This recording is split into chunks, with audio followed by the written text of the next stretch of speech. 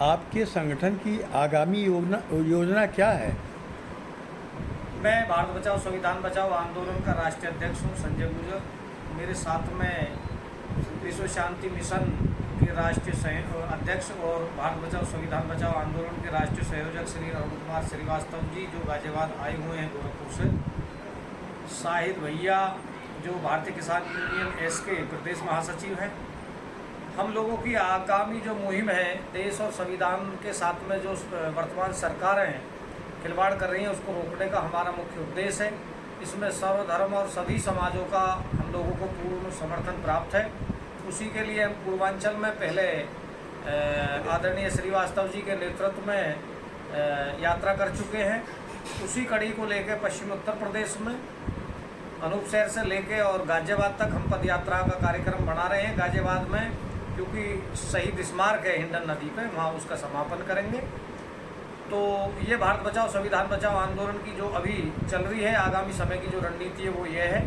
दूसरा, लोकतंत्र, डेमोक्रेसी और जमहूरियत में ये पहले घटनाक्रम हो रहे हैं। जातीय धर्म के नाम पे समाज को, देश को जो बांटने का कार्य हो रहा है, आए दिन संविधान के साथ में खिलवाड़ हो रही है।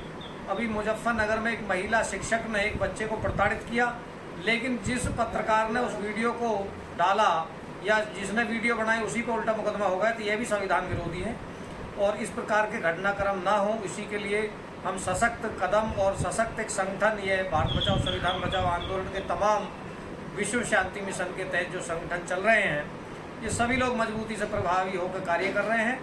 निश्चित तौर में 2024 में चूँकि राजनीतिक पार्टियां डरी हुई हैं सत्ता के लोगों से, क्योंकि कहीं ना कहीं काले कारनामे उजलकर होने का खतरा है, इसलिए भारत बचाओ संविधान बचाओ आंदोलन मजबूती के साथ में संगठन को बढ़ा रहा है और लोगों की आवाज़ बनकर उभर रहा है। पूरे देश में आगामी समय में संविधान की रक्षा के लिए सशक्त और सबसे बड़ा आंदोलन भारत बचाओ संविधान बचाओ आंदोलन रहेगा। बहुत बहुत धन्यवाद, नमस्कार। संविधान के बारे में आपका क्या विचार है? मैं अरुण कुमार श्रीवास्तव, संयोजक भारत बचाओ संविधान बचाओ आंदोलन, अध्यक्ष विश्व शांति मिशन।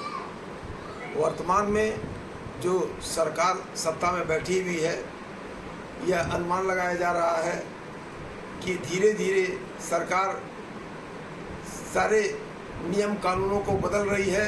सुप्रीम कोर्ट द्वारा जो नियम कानून बनाए जा रहे हैं, उनको संसद में न पास करके अध्यादेश के द्वारा नए कानून बनाए जा रहे हैं। सरकार सुप्रीम कोर्ट से ऊपर हुई होना चाहती है और बाबा साहब द्वारा बनाए गए भारतीय संविधान को, जिसके द्वारा भारत के लोगों को अधिकार दिया गया था, जातीय स्वतंत्रता, धार्मिक स्वतंत्रता, आपसी भाईचारे का जो संदेश दिया गया था, उन सब को समाप्त करके और ध्रुवीकरण करने के उद्देश्य से, जिससे कि यह सरकार सत्ता में बनी रहे, सरकार संविधान में बदलाव लाने की पूरी कोशिश कर रही है। और यह अफवाह भी है, हो सकता है सच ही हो, जो सरकार अगली बार 2024 के बाद सब जैसे जिस तरह से नया संसद आया है, उसी तरह से नया संविधान भी बना दे और जनता को एक तरह से भुखमरी के कगार पर पहुंचाने के काम को कर रही है।